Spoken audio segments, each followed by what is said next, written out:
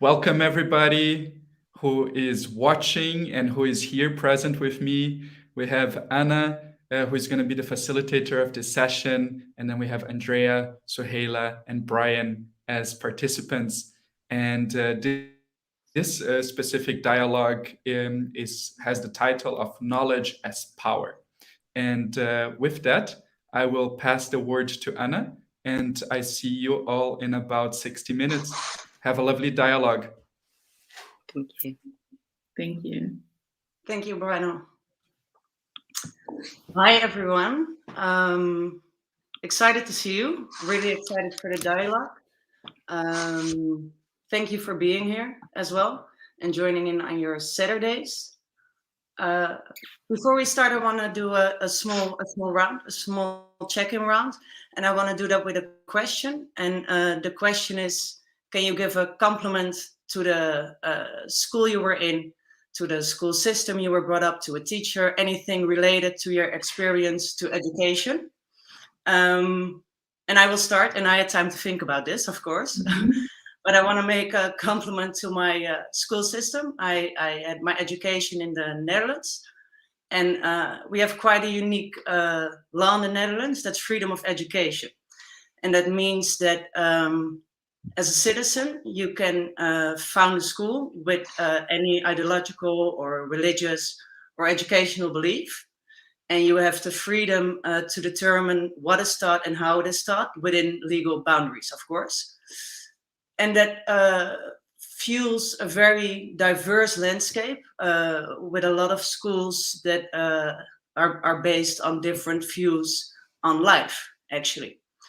And it's a compliment because it provides freedom, diversity, and also a lot of debate at times.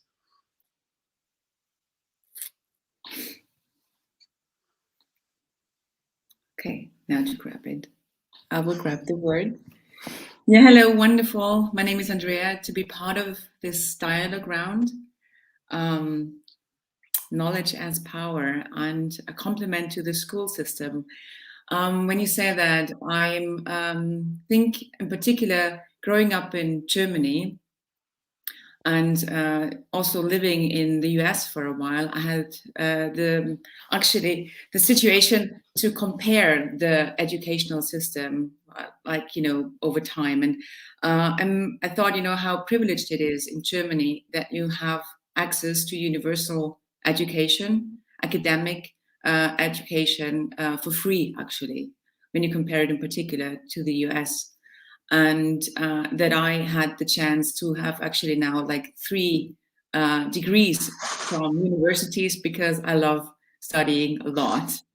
And and actually meeting all those enormous people in this time and exchanging knowledge. And I also think, when you asked me to make a compliment to the school system, my teacher, my physics teacher, comes to my mind, actually. And that was for the 4th grade. And what I really enjoyed in his class, we became we had a very interesting boundary, or a connection. Sorry. And what I really enjoyed was kind of that he inspired a lot of to dive into physics, an area that is quite complicated, but he had a way to teach it and to educate me on that. That was sort of gave me the spark, right, to be to becoming a pioneer, or loving this role of a pioneer, to dive into new ways of knowledge. And I think he very much kicked that off in my educational career. And so I would like to thank my physics teachers from the 4th grade in particular.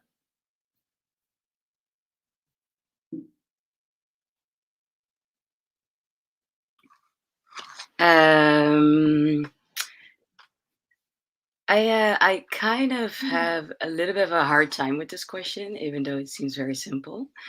And it has a lot to do with the fact that I'm a teacher myself. So I'm I've been teaching for 6 years now, and I've seen the other side of education system.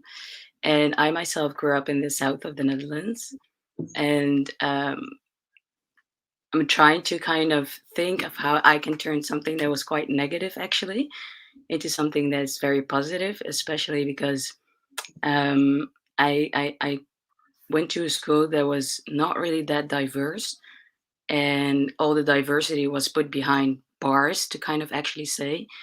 And I was also barred of going into the higher kind of levels or to even talk, engage in a dialogue with them. And the feedback that I got was that they were afraid that I would have too much influence. So from a very young age, I kind of already was getting to know concepts not many of us were aware of, but as a teenager, obviously you feel a lot. And the compliment I would kind of then would give my school, and to turn something negative into something positive, is that I saw so many things that could go better, but I also saw that education is should be a liberatory practice. So obviously, not everything is going to be perfect, but we should definitely strive to um, make it better. And better is always different, and better is not always equality. Better is sometimes also very much equity. And yeah, through those experiences, I've had the opportunity to really dive into these things and experience it, and through education, be able to again name it so many years later. And that is something positive I would definitely take away from my school.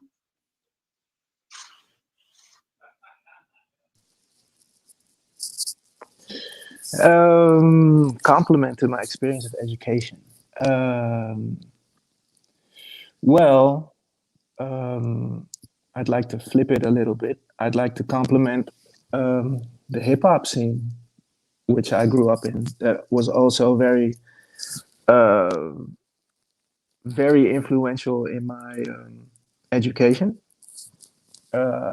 because I sat in the north of the Netherlands, and also there, you're one of two, maybe one, um, children of color, black children in classrooms, and that's it wasn't filled with racism, but it was, if you do something, if you don't get something, then you it's almost exploded.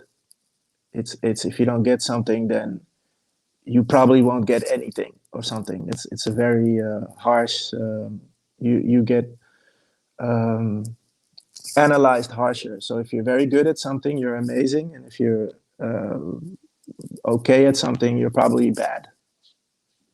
So you could be amazing, but you're probably bad. So we get judged a little harsher, and if you don't get something, a teacher really has to love his or her job to go the extra mile for you. And so every teacher that went the extra mile, I still know by name. And the ones that don't, you try to forget them as quick as possible, but you can't. So why I'd say the hip hop scene is because it's almost like a religion, an international religion, that everyone knows the key players. Everyone gets the sample culture of it all. That you grab something that's old or different, and you make something new of it. You tap into your raw creativity. You find like-minded people that are different nationalities, different walks of life, and you still you get to choose your family, your extra family, and through that you learn a lot. You learn different people, their cultural differences, from the dominant area that you're in. So I got to link up with Moluccan people, Surinamese people, Antillean people,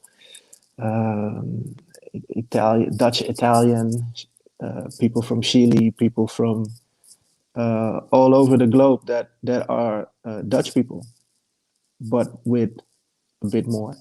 And that's not something that I've learned in school. That's something I've learned through hip hop. Oh, gotta give it back. Sorry.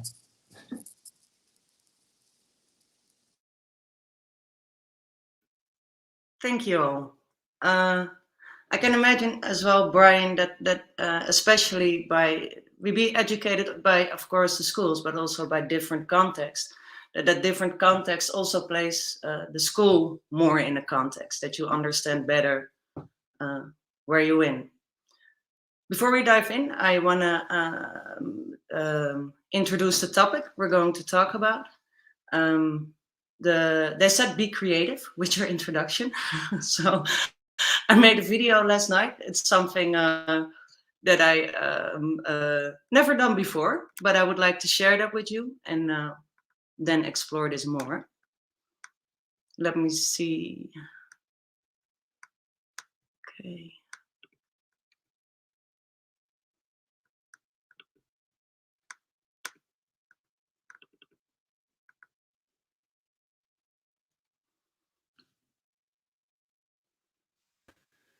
We educate as long as the human race exists. We tell stories, pass on knowledge, rituals, beliefs, skills, science, and questions. We educate as long as the human race exists. We tell stories, pass on knowledge, rituals, beliefs, skills, science, and questions. It's in our DNA to teach and to learn, to see, listen, repeat, and recreate. You see only one image, right? Because I made all these beautiful images switching around. Let me see if sharing my screen works better. Maybe the file's too big.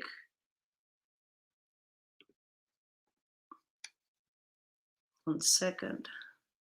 Yeah, then you don't hear the sound. That what he was telling me. And it's a shame. Then I made a beautiful video. Was the sound your voice? Because you could hear that. Yeah, it's the images. So I try to the video itself did show. It just stayed on one image. It was moving a little. It did. A little. Yeah. Yeah, it moves very slowly. Yeah. But it moves. It's not a problem. Then we just have to. Maybe just try again. All right. We educate as long as the. Ooh. Sorry for this. Maybe it needs some buffering. You want to try again? We educate as long as the human race exists. We tell stories, pass on knowledge, rituals, beliefs, skills, science, and questions. It's in our DNA to teach and to learn, to see, listen, repeat, and recreate. Education can be a paradox at times. It is the most powerful tool for emancipation we have ever had. And as Nelson Mandela famously said, education is the most powerful weapon which you can use to change the world. At the same time, it reproduces the social inequality of society and tells a one-sided story about the world we live in and the history it comes from. The classroom is a political space. Power is exerted, resisted, and yielded to in every classroom. How do we reflect those stories in society and become more united while acknowledging that there is no universal truth? And how do we empower the next generation to face the challenges of the changing world we live in today?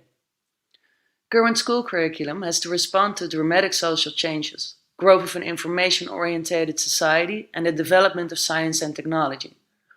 The regular school curriculum is modulated to average students, and the school is confronted by the request how to answer to the need and capacities of any particular student. The curriculum is deeply important.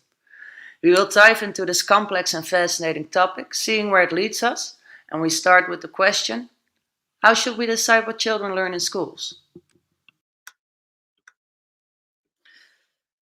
So you heard the sound, not the images, which is a shame because it kind of added to the story. But I think with the introduction I heard from you, we kind of have the topic in place. So I want to emphasize, we're not looking for solutions or any answers today, but just dive into explore indeed education, power, knowledge, and those topics. And let's see where the conversation leads us. There are 3 guidelines I would like to remind you of, the only 3 for this dialogue. That is, when you speak, be brief and precise, speak from your heart, and listen like you want to be listened to. Then I want to open the conversation with a sound. We will end that as well with a sound. And I have a Tibetan singing bowl that's going to help us with that.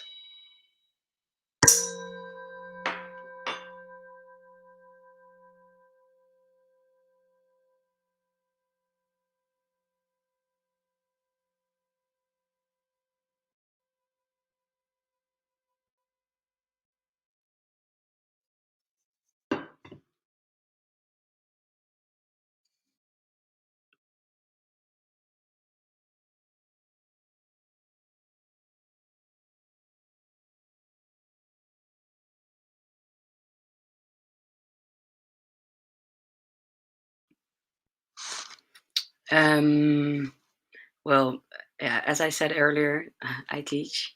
So this is what I literally do daily. When I walk around at school, I try to engage with the students because for me that's very important to have a personal connection. Because yes, we're in school to learn, but we're also in school to learn to get to know ourselves. And one thing I've kind of realized through kind of also following this passion, which is language and connection, and thus also community, is how aware am I of the conversations that I actually have? And then I realize there are 2 types that I run into often, also with kids, and that is constructive and destructive. And how can I be a Sherpa and help them realize that they can shape the dialogues in their head?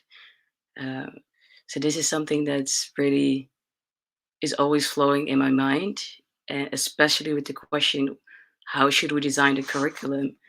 This is a very dense question in itself. It's a very complex question, especially when you're in a city, because what are the variables that we can actually operationalize to then also systematically also, for example, let children experience success at school instead of just you need to adhere, you need to adhere. Can we also figure out ways to just that makes them feel the if I do this, I can feel success. It might be very brief, but I can get to know the feeling. And the beautiful part should always be the process and getting to know yourself again. And how do you design a curriculum that is based on these principles?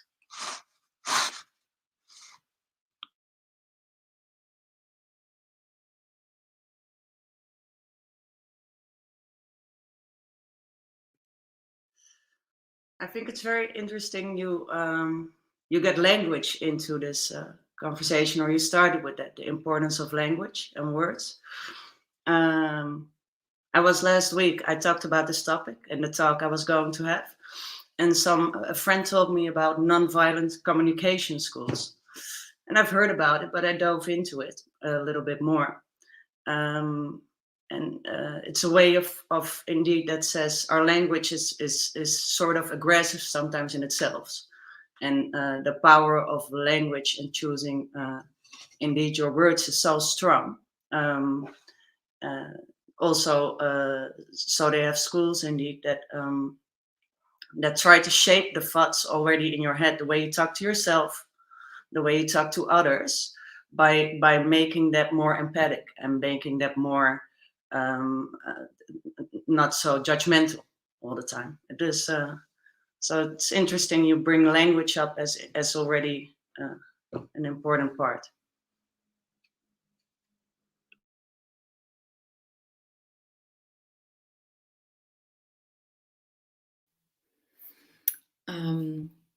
Yeah, language as an element. I'm also teaching, but not full time. I'm actually a lecturer at the Design Academy here in Berlin, teaching circular design and sustainability. And what's very interesting is that it's a masterclass that I'm teaching, and they are from all over the world, getting educated in strategic design. And what I thought, it's very, how can you make people really dive into the content, right? And really in kind of owning this whole, like a topic, or getting inspired.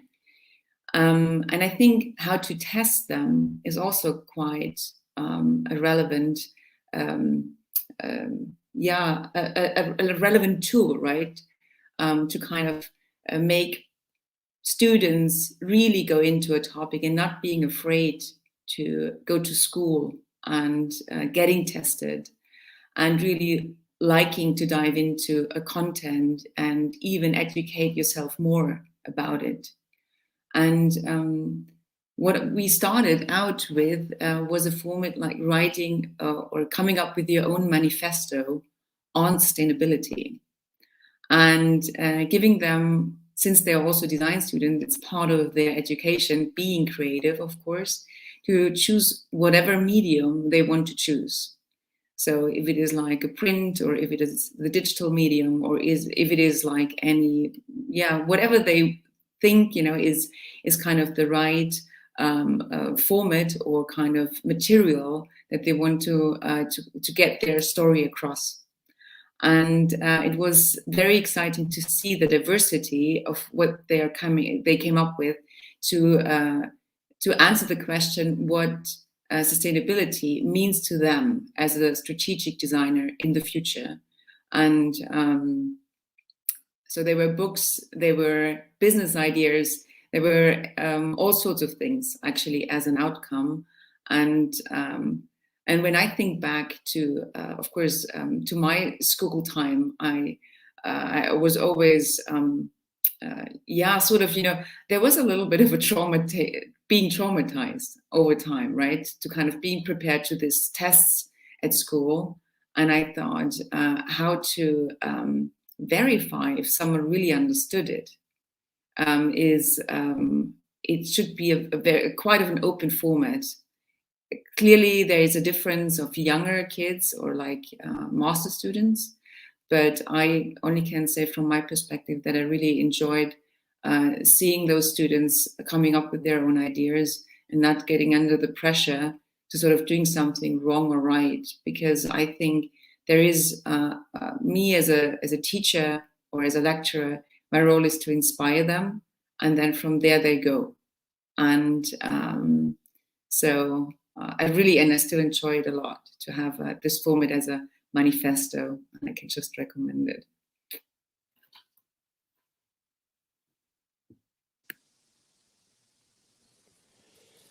You guys are way sharper at this than I am. What am I doing here? It's amazing. Well, I can only speak from my own experience and that of my kids, at least what I can see a bit. And the thing that I always find amazing in what seems to be working is to almost make a bridge between pop culture and education, or things that kids and young people seem to dig in their own life, and make like this bridge in between, like, let's say, language. Don't want to talk about hip hop all the time, but let's say someone is a big fan of rappers, and you can show a Kendrick Lamar that actually has a Pulitzer Prize, and how he stacks his lyrics, and the references that he uses in his videos, and how that links to new art and old art, and like pictures from Gordon Parks, or kung fu movies, or Wu-Tang Clan, or superhero stuff. And I often see that when you build these bridges, a certain love does appear for language, for design, for photography, for anything. And so what I like to see more is giving kids as much as possible. Let them see all these things that are also jobs, and that are also, 'cause when you ask kids, it's often fireman, police officer, and the young people that I do know that want to study like journalism or something, they start and they stop because they're often disillusioned by this one narrative that's pushed, and or they then pick it up again because they find a new way in, because they start working at or they start reading other outlets that are often independently started, and so if we can find a way to showcase these amazing people that people know from maybe pop culture or whatever, like almost TED Talks, when you see someone that you actually really like and they start talking about making film. I remember seeing this one TED Talk from Taika Waititi, director from New Zealand, and well, he's a Maori and I'm a Surinamese black guy, but there's so much things that we have in common, and it's often that you find out these things through podcasts and deeper talks and TED Talks. And so if we can like bring these things that we only seem to want to give to grown-ups, if we give them earlier to younger people, that would actually build a lot of bridges and interest people earlier. Because when I look at myself and see the things that I'm doing now as a visual artist, they're often these seeds were put in the earth in my school time. So I'm actually doing the things and digging back in my past and creating future stuff for myself because of that teenage era. And so the teenage era is very important. So as we know, so if we give these teenagers and younger than that, and also a little bit older than that, all this. There's one thing that one person said is, I don't remember who said it, but it's teach the young everything you know as quickly as possible, so that your ceiling is their floor, so they can only take it further. So I think that's a thing.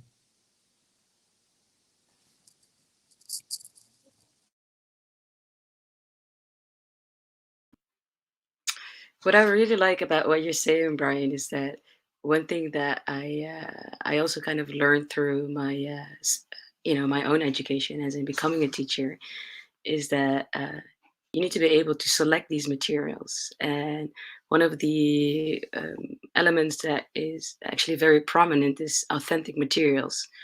So then you're actually indeed using everything you're saying, because this is also the world that they are going to be walking around. So it's actually very it's a bit backwards to even say to show them images of Getty, even though they have a huge collection. And part of it we haven't still seen it, um, which might be actually the authentic material we are actually looking for. However, this is also something you see in course book materials. They see outdated picture. One thing that is also very up and coming is visual literacy, actually, because yes, a lot is text, but we also use our eyes to read. And when we walk, down the street, we have so many Kodak moments to sort of say. But how do we decode what we have seen later on? As our brain slowly processes the day, and how do our biases kind of also interfere? And what I really like actually about this question is that I kind of want to flip it. Instead of thinking about the curriculum we have for the kids, let's think about the curriculum we have for the teachers. Because in the end, I am the one who has to enforce the curriculum. And the more room and space I get to really delve into, for example, using all these sources that a city makes available to you, actually, um, to take it outside of the classroom, or flip the classroom to sort of say, by saying, this is an assignment, go to the museum, and to also be able, for example, to support kids that are financially from a different level, to sort of say that they can also experience this, because in the end we do live in a city that can actually very much provide this. But how do we organize this? And what I see, and from my own experience as a teacher, being very passionate and really wanting to make a change, not necessarily as in that I think that I am the one who's going to change it, but make a change in myself, and how I view mentorship, and how I can make it easier to speak about it, and also push my friends into seeing that they can become a mentor and don't have to doubt their own choices. And as long as they plan, monitor, evaluate, which again is very uh, um, important in education, because here you're stimulating your own thinking, uh, and you can also you get your own sense of self. That I realized that I grew up in the south of the Netherlands. I came to Amsterdam. First, I did carpentry, and then I decided to go into teaching. But every step I was taking, I kept thinking, actually, I should be in a higher level. But these people said to me, we think you should go to this level because we think that it's better for you. And if you're indeed able, you will grow. And I was like, yeah, cool. Probably I can learn from everything, that, like, the path that I'm going to take right now. Every bit and piece can be a very huge, source of information as well, not only an experience but also an emotion. That I realized that yes, I can be very sour that the teachers that I had didn't really saw my potential, or maybe saw my potential but did not know how to deal with it because of their conditioning. And this is also something that history and education perpetuates. And that I realized also for myself, okay, now I'm the teacher in the classroom. And how can I be aware of my own biases to not perpetuate what I'm so desperately fighting against? So if I say freedom of speech, then I should really go all the way in freedom of speech. And that means that children can actually say things that you say, but then invite them into the dialogue, and show them that, again, they are the ones who can teach themselves as well. And that is something that is so important, the moment that you have that. And this is also how I relate to you, Brian, with music and hip hop, is that I was always listening to text, and this gave me so much comfort to know that there are so many people, also with literature, for example, there are so many people have went before us. But strangely enough, or actually logically enough, we all experienced a lot. And also through language, for example, the fact that the word stress is quite young in our vocabulary is something that I tell my students as well. Like, do you know that? Or that when we talk about contracts, that I tell them, do you know it's that you sign a bunch of words? And then they're like, huh? Oh yeah, actually I haven't looked at it like that. And for me, in making that and breaking this up, that should be something that we as teachers should learn in our curriculum. So that would be also a very nice question to look at that, because as I said earlier, we are the ones who are going to enforce something. And the last thing we want to do is perpetuate the things that we are so desperately fighting against.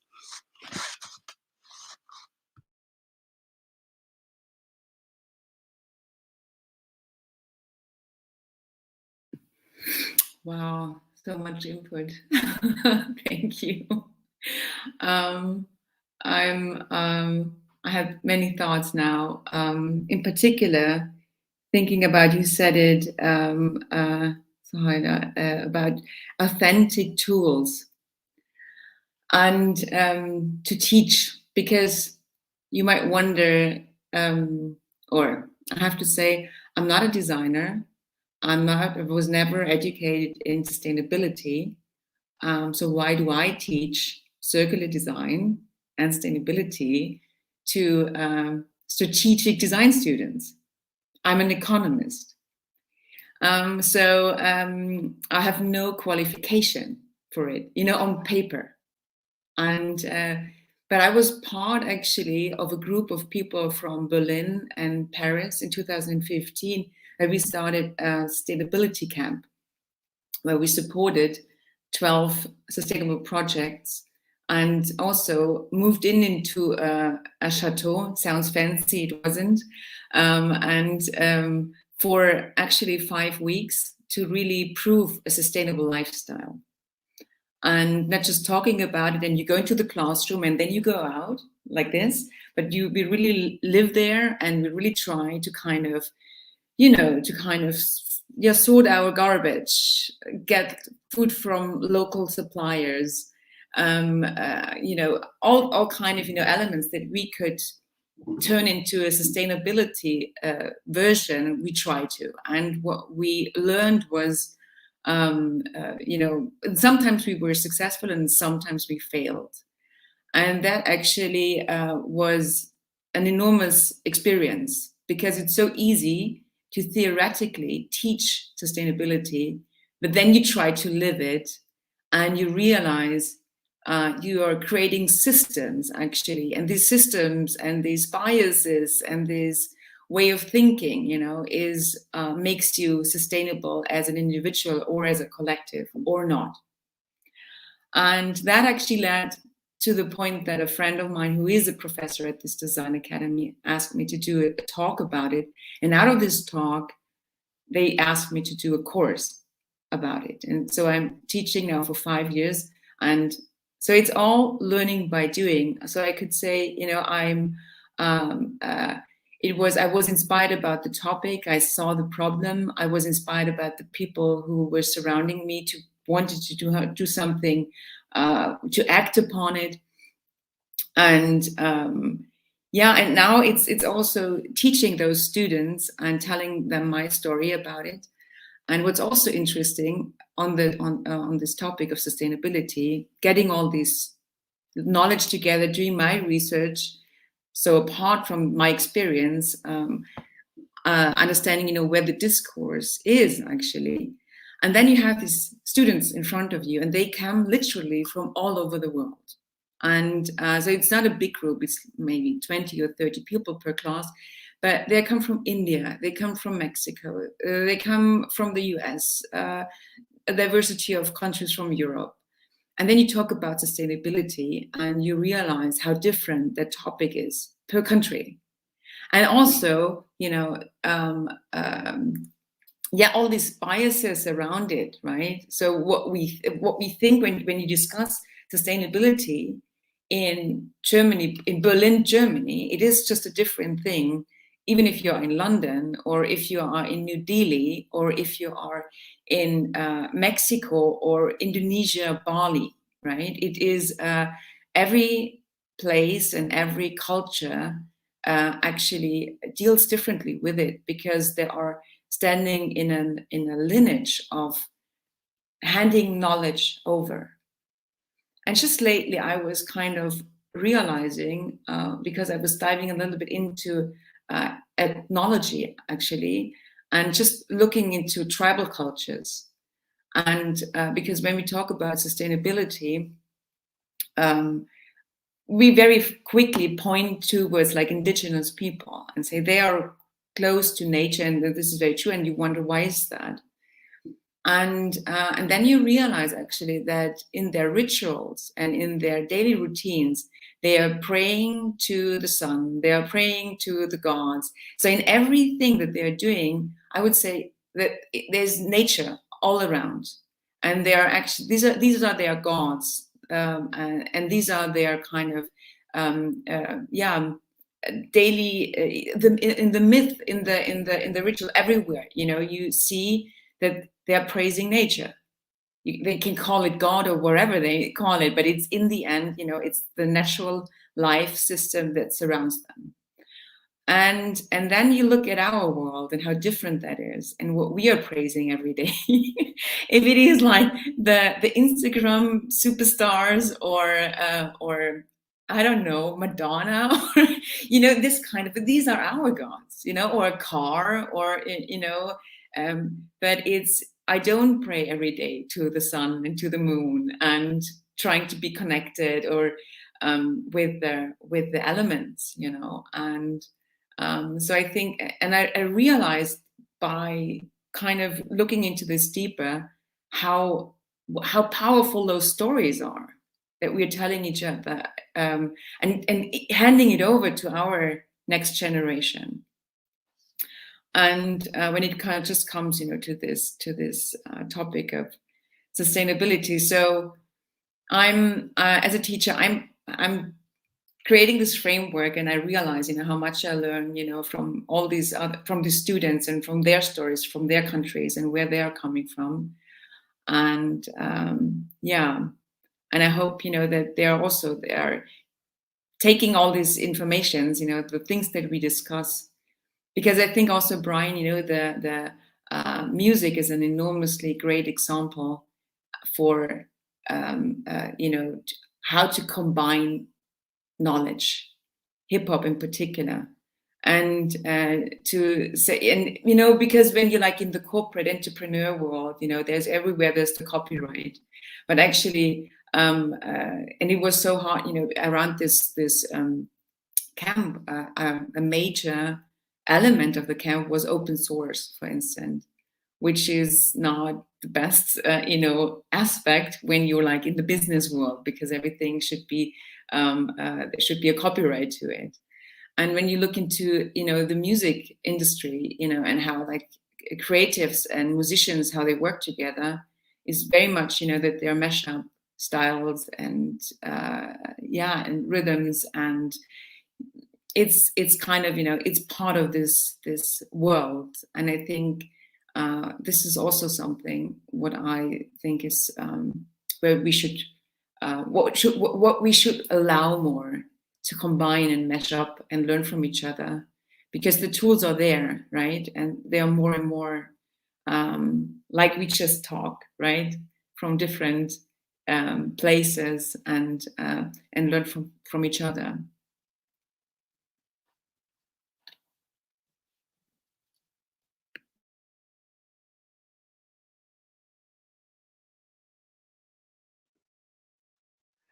You guys touch so many interesting points. The importance of building bridges, I think, to the living world of the people you educate. I hear bringing in the real world. And what I think is interesting, Andrea, also what you said, that sustainability, if you say that for so many people, it's a different concept.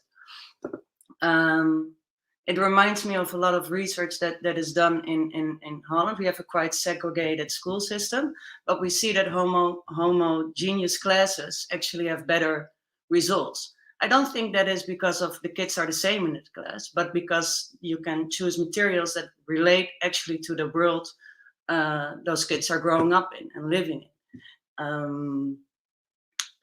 So you can match that, and I think that's something, Suala, that you are doing in your class probably also every day, trying to connect it to the world that those kids are living in. And I think that is something that all the materials are quite outdated. Also, when you were talking, I was reminded of my own school time, that I almost saw it as a non-real world. For example, history, it's only after my school period that I was like, okay, it's like kind of real what we learned there. So it's so separated from the reality you're actually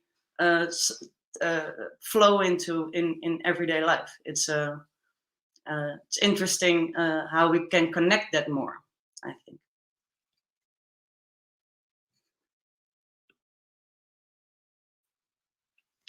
Yeah, absolutely. And what I also find interesting is that, Andrea, you talk about sustainability, and what I've realized also through my studies is that, okay, I have a group of, say, let's say 30 students in front of me, and I'm giving my preliminary instructions. So everybody is hearing the exact same thing, you would say.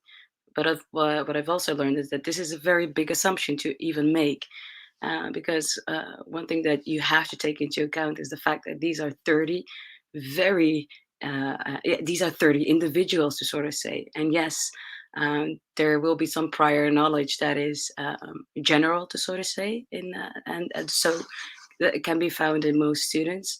But this is certainly not the case for everybody, especially if you are, for example, a student that comes from a low socioeconomic background, but is walking around in a very academic spheres, to sort of say, or maybe spheres that aren't really necessarily related to where you come from. So these are also, again, very stereotypical notions that kind of exist. And what I've also realized through my studies, and thus the research that I do, and the things that I find interesting, is that it kind of always boils back to language for me. And what I've realized is also that um, when I'm trying to speak, I realize that there goes so much into listening, that I make use of my mental schematas, but also experiences, like up and foremost even. So what I've also realized is when we talk about being in school and not having the feeling that you can connect with the concept, it's also sometimes because we don't allow for uh, inquiry. So this is something that really happens through dialogue, that you collectively start to conceptualize what the concept, for example, of sustainability is. Because as you said, what it means for us here in the West might be very different for you in, where you come from, even though we all come from somewhere in the end. It's still so interesting to see. This is also something as, for second language learners, that I've also realized is that yes, you can speak multiple languages, but we often forget the most important one, and that is our body as well. We speak so much with our bodies, and we don't realize that also when we go into a conversation, that sometimes our body has already spoken for us. And this is something, again, what I would say that would be so nice to actually learn and deal with in the teacher curriculum. So you also really understand the importance of pedagogical needs. And this is actually just how do we engage with each other in such a way that you always feel invited. And this is something I would very much love to see.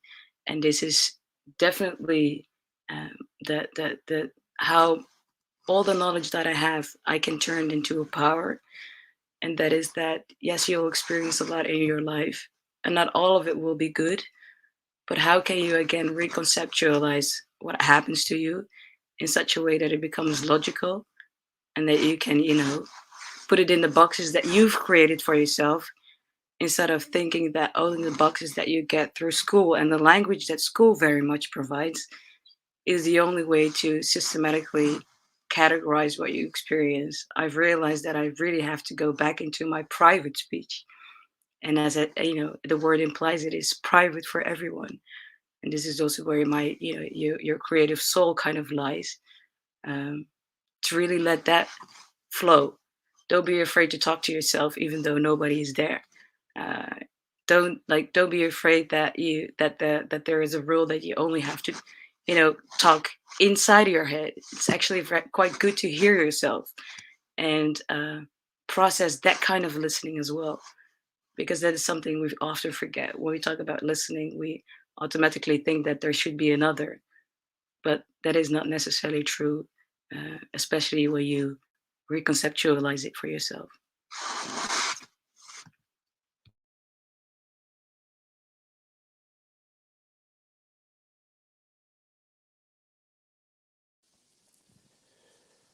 You guys are good. um, I don't really have anything more to add. I've listened to you guys, and and it's pretty amazing that. Oh, what I could add is that listening indeed is a very important thing, and listening to the students, even though we all know students don't really like to talk. So we have to seem to find a way to engage.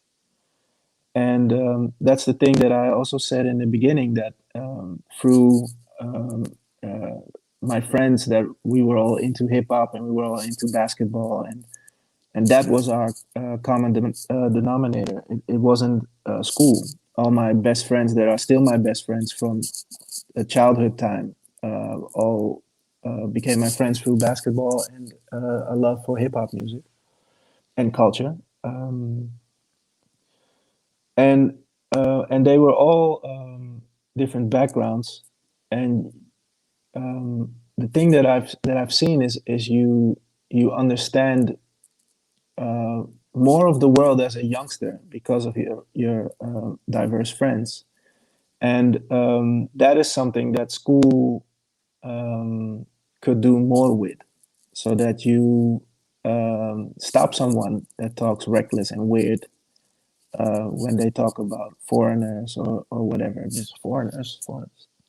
That's, you're talking about friends of mine. If you talk about friends of mine, what's next? Am I next? Someone that looks like me does something wrong, is you want to throw all of us away, or what are you trying to say? So you actually at a young age, I really knew why my friends were here. Why are we all here? What is our link with colonialism, and what's our link with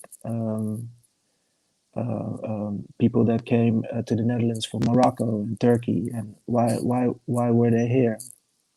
And all of these things, that they really that's not something that you get in school when it comes to like history.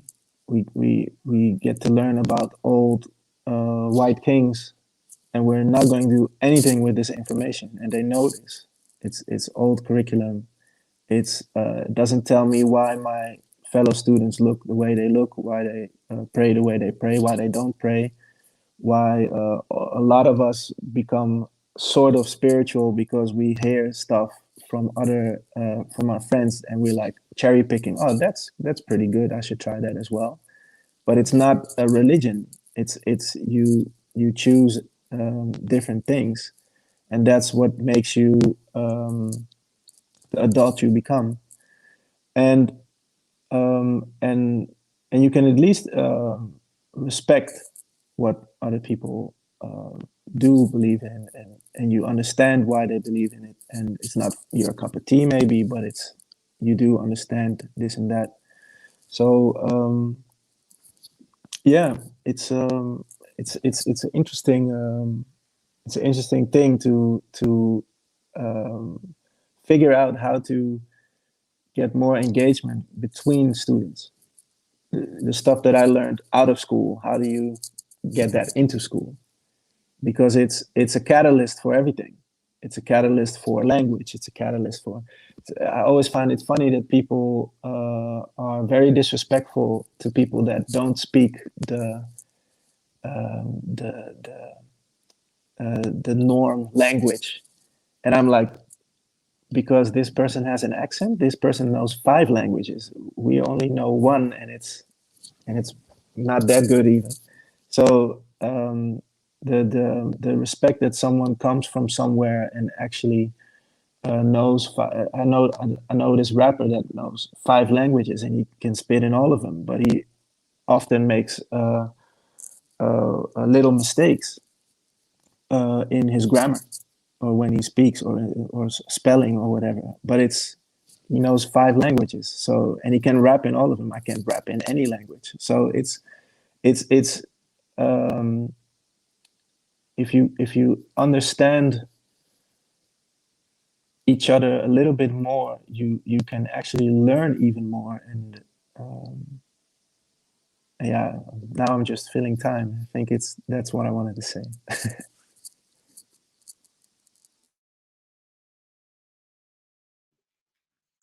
Yeah, I think it's very interesting what you say. It's in Holland when we see someone coming in class with multiple languages. Oh, he's out. We see it as as something they have less, and not like, oh, you have a rich background of multiple languages that you speak. It's a interesting perspective on speaking indeed multiple languages. You're back. Woo. And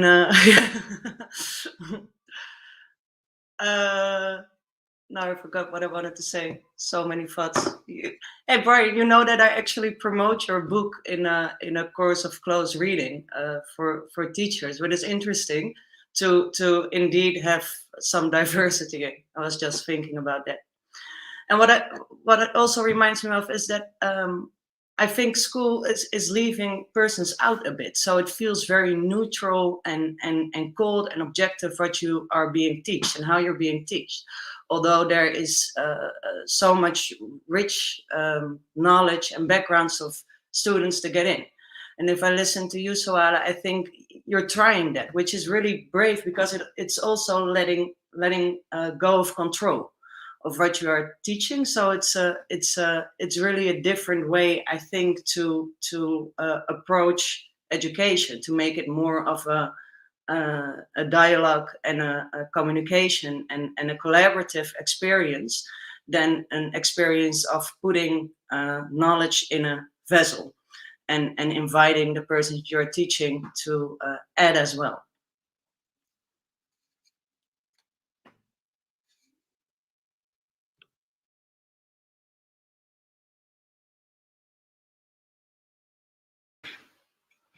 What I actually realized is that what I'm doing is not so much stepping outside of the system, but very much trying to use the system, because there is, in a sense, there is a format, and it would be counterproductive to not use a format that it's already there. But how can I flip the format to kind of make it a more my style? So what's very important is actually that through reflection, this is why learning is always collaborative, in my opinion, is that as soon as a student learns something, through my questioning, through and the student, when they allow me to question them, I'm also very much learning how can I go about phrasing what I want to get out of them, but also how can I go about transactions or just basic interactional communication. And one thing I've realized is intercultural communication is a term we should really get acquainted with, because the fact that we so often automatically assume that everybody from each culture should be able to speak with each other when they speak, for example, English, is also a very big assumption, because what is always at play is still our cultural values, and we speak from them. So if somebody says something without thinking, without realizing that we don't share the same culture, so your question might be very much out of line, I would always advise people to question what you want to question. And as soon as you realize, might use Google, or I can use you, uh, then all the sources stay the same. It is you who's shaping your process of inquiry. And this is something that we should really uh, break open the conversation into cultural communication. And how do I shape the process of inquiry without saying, I'm not allowed to speak anymore, because that's very outdated, in the sense as in you are the moment that you're saying it, you're speaking. So what's your point, actually?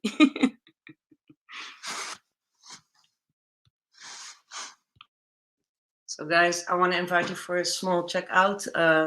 Andrea, Brian, Soala, thank you so much for this dialogue and for your words and for your wisdom. All. I want to do a checkout and to see what you will wish for the future for education. Maybe one wish that you would like to see and that you would like to add. Yeah. What I would love to see is that education should be free to everybody. And I think we have more and more tools that it's not about like, running. I hope also that education becomes more modular, so that you kind of really can explore yourself within the learning process better, and be able to combine the knowledge and the influences that you think that is nourishing and needed at the moment for you and your community.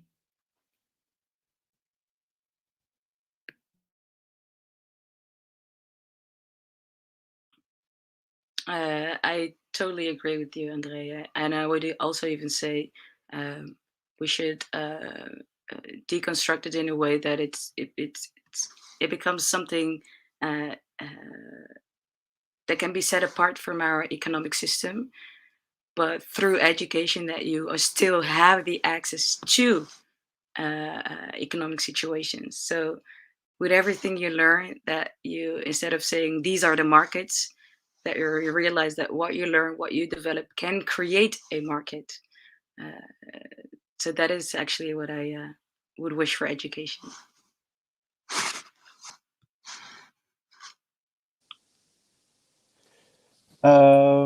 What I wish for education,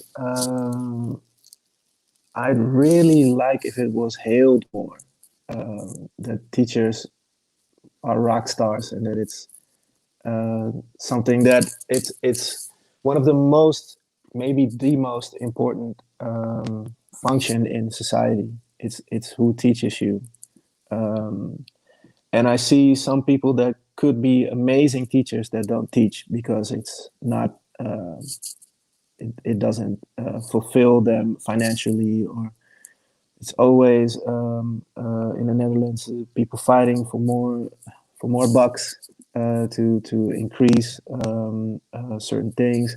Certain rich families can get their kids to special tutors. Other families can't.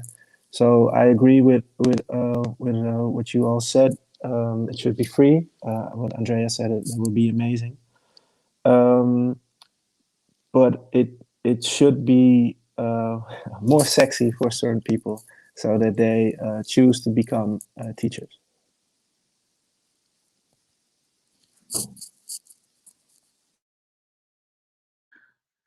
I want to thank you all so much for this conversation. We're a bit over time, so I'm gonna round up. Thank you for those last words. I think it's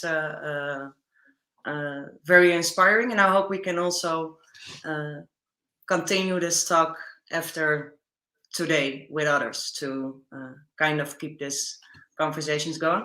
I'm gonna close off with a sound again of the conversation. Thank you. Enjoy your Saturday for the rest. Thank you. Thank you.